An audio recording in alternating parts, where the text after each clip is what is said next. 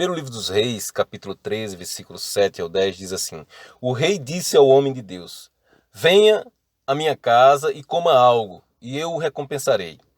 Mas o homem de Deus respondeu ao rei: Mesmo que me desse a metade dos seus bens, eu não iria com você, nem comeria nem beberia nada neste lugar, pois recebi estas ordens pela palavra do Senhor. Não coma pão, nem beba água, nem volte pelo mesmo caminho por onde veio.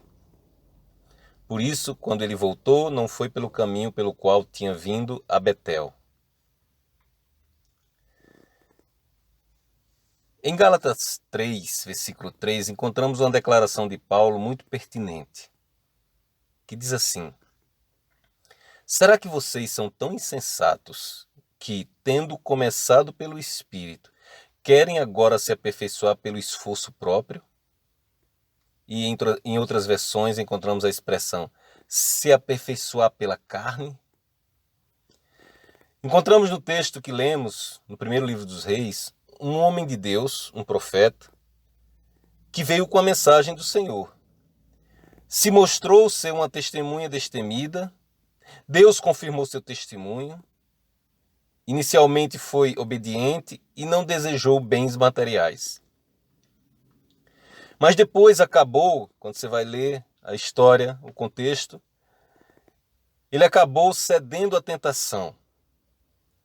Apareceu um outro homem, profeta também, foi ao encontro dele e mentiu, dizendo que um anjo lhe apareceu e falou que o homem de Deus podia voltar com ele e comer coisas daquele lugar.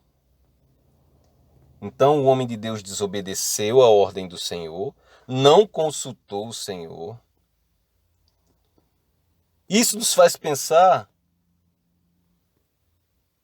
que um profeta também pode tornar-se um tentador, um instrumento de tentação. Pode ser um equívoco no caminho das ovelhas. Um equívoco no caminho das pessoas que ele orienta. Este jovem profeta era um verdadeiro filho de Deus. Era chamado de homem de Deus. Não era simplesmente um conhecedor da palavra, e sim consagrado totalmente a Deus. Havia recebido uma ordem do Senhor. Devia anunciar juízo ao rei, e isto ele fez. Foi corajoso, foi ousado, não teve medo da ira do rei, disse o que tinha que ser dito. Assim como Moisés não teve medo de Faraó no Egito. Em Hebreus 11, versículo 27, diz assim: Pela fé saiu do Egito, não temendo a ira do rei, e perseverou, porque via aquele que é invisível.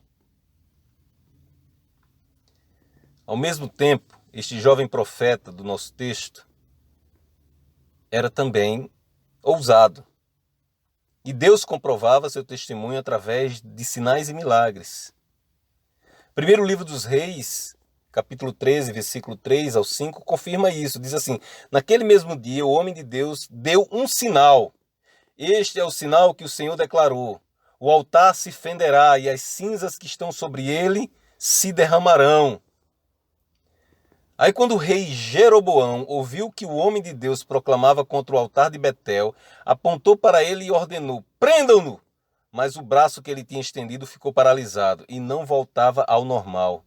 Além disso, o altar realmente se fendeu e as suas cinzas se derramaram, conforme o sinal dado pelo homem de Deus por ordem do Senhor.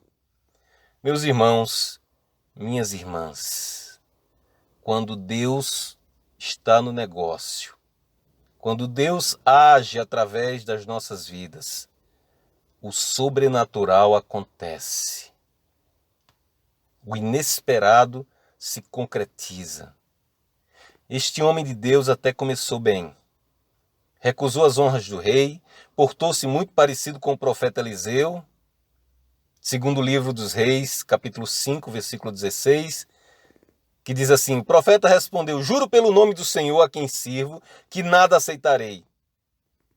Embora Naamã insistisse, Eliseu recusou. Porém, o homem de Deus do texto que lemos hoje não se manteve atento, não se manteve conectado à voz do Senhor. não se manteve vigilante às ciladas, às armadilhas, e deixou-se enganar pelo outro profeta, que chegou alegando falar em nome de Deus. Ora, meus irmãos, se Deus já havia falado com ele, não iria o próprio Deus falar novamente com ele? Se ele estava com acesso direto ao Senhor, o Senhor iria mandar uma pessoa do nada, que ele não conhecia, para desfazer tudo que o Senhor tinha dito para ele? Sempre confirme com Deus qualquer palavra que você receba em nome do Senhor. Pode ser o mais famoso dos profetas, pode ser o mais famoso dos pastores, pode ser o mais famoso dos pregadores, ele pode ter vários seguidores no YouTube. Não caia nessa. Procure do Senhor saber se isso realmente vem do Senhor. Não se contente com palavra de homens. Não se contente com arrepios. Não se contente com emocionalismo. Vá para o seu quarto em secreto, feche a porta, se ajoelhe e pergunte: ó Deus, essa palavra que foi dita foi o Senhor? Porque eu só quero obedecê-la se foi o Senhor que orientou.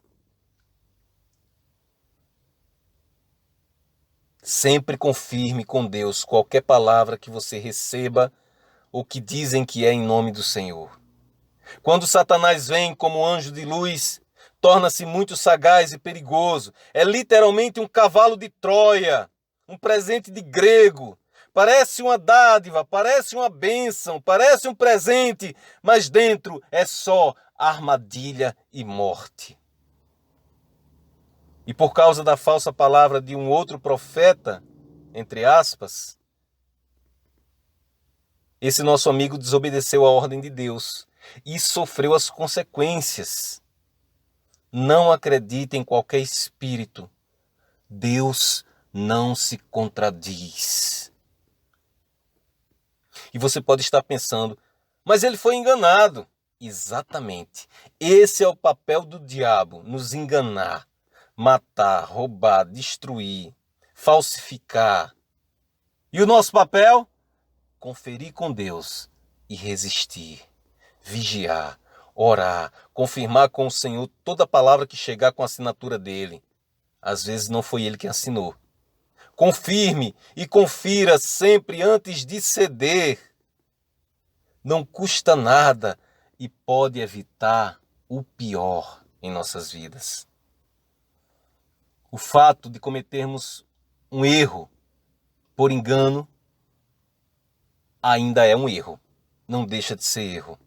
Deus já tinha falado com o profeta para ele não aceitar nada daquele lugar. E se houvesse alguma mudança nos planos, o próprio Deus voltaria a falar com ele. E se ele tivesse dúvidas, era para ele perguntar ao Senhor.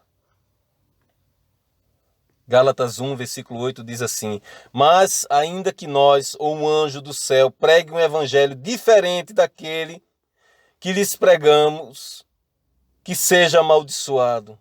Como já dissemos, agora repito, se alguém lhes anuncia um evangelho diferente daquele que já receberam, que seja amaldiçoado.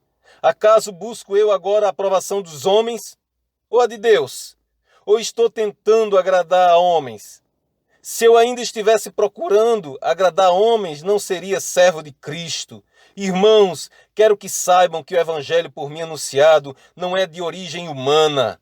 Não recebi de pessoa alguma, nem me foi ele ensinado. Pelo contrário, eu o recebi de Jesus Cristo por revelação. Que o Deus da verdadeira revelação seja com você. E não esqueça, confirme sempre com o próprio Deus, se aquilo provém do Senhor ou não.